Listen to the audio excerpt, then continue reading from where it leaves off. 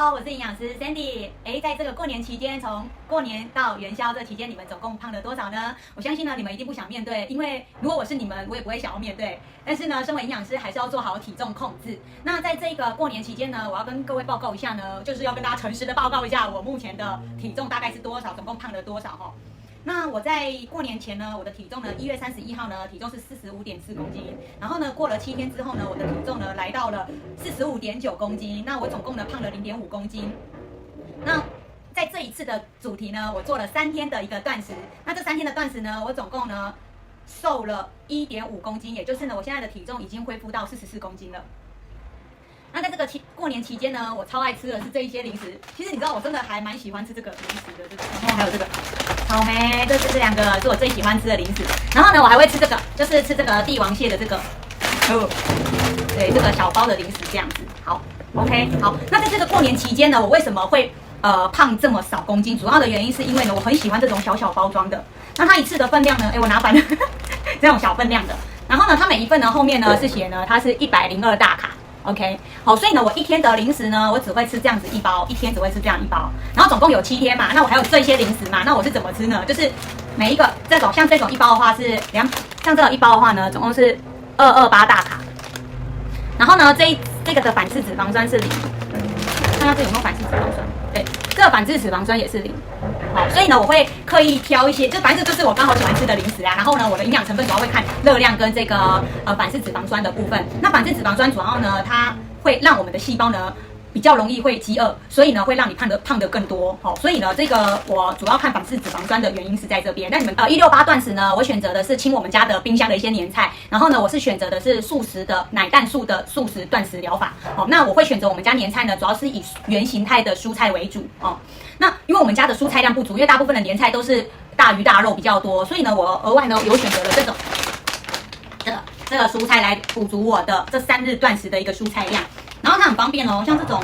的话都有这种1小包的一个包装。然后呢，我每一餐的蔬菜量呢，至少呢像这样子1包的话，我至少会有1/3到1/2，所以我使用这种蔬菜量的用量是还蛮大的这样子。就是我这一次的断食呢，我有去打疫苗。其实我也想要看看呢，我打疫苗跟做断食会不会有一些不适应的一个状况出现哦。所以我这次的素食呢，我没有采用全素的原因，主要是因为我想要增加我的蛋白质的量，所以我这一次的素食呢，也是用奶蛋素食下去做168的断食这样。然后呢，结果呢其实是出乎我的意料哦，因为呢它减的公斤数呢3天就可以减到1.4公斤，其实是还蛮多的哦。所以我觉得说，如果说大家要紧急的让你的体重快速的控制下来的话，我觉得呢，你的168的断食是可以选择素食类别的，比如说奶蛋素、全素，或者是